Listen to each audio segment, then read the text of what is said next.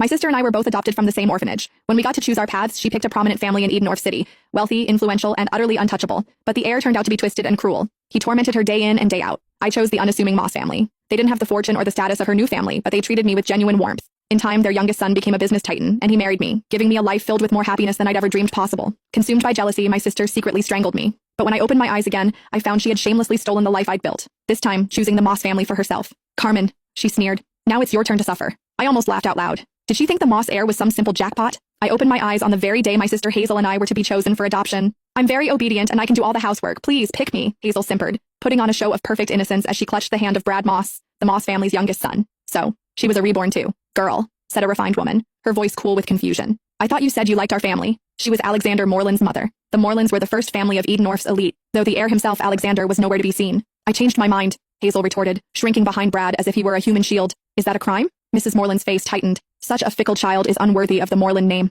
Then her gaze softened as she turned to me. You seem like a good girl. Come with me. We have a son at home you'll like. I simply nodded and took her outstretched hand. A triumphant gleam flashed in Hazel's eyes as if she'd just won a great victory, but she had no idea. While everyone feared Alexander's eccentricities, I was far more terrified of Brad, a guy as cold and venomous as a snake. In my last life, I had spent years desperately trying to escape his grasp. This time she had unknowingly done me the biggest favor imaginable. As Mrs. Moreland stepped outside to get the car, Hazel sidled up to me, her eyes full of contempt. Enjoy your new life, Carmen, she whispered. This time, you're the one who will suffer. I didn't even bother to reply. Her gloating was nothing more than a clown's performance. She thought she had secured a fresh start, but the joke was on her. She hadn't escaped a fire. She had just jumped headfirst into a hell far more brutal than she could ever imagine. After I arrived at the Moreland estate, Mrs. Moreland gave me a private suite and hired a small army of tutors for piano, dance, and etiquette. She was gentle but frank. Sweetheart, I'll be honest. I adopted a daughter to find a suitable match for my son. You must apply yourself. Alexander returns from abroad in a month. If he takes a liking to you, your future will be secure. Remember, the entire Moreland legacy will be his one day. I knew from my last life that Alexander had felt nothing but disdain for Hazel, and her time here had been miserable. I didn't dare hope the cold, aloof heir would favor me either.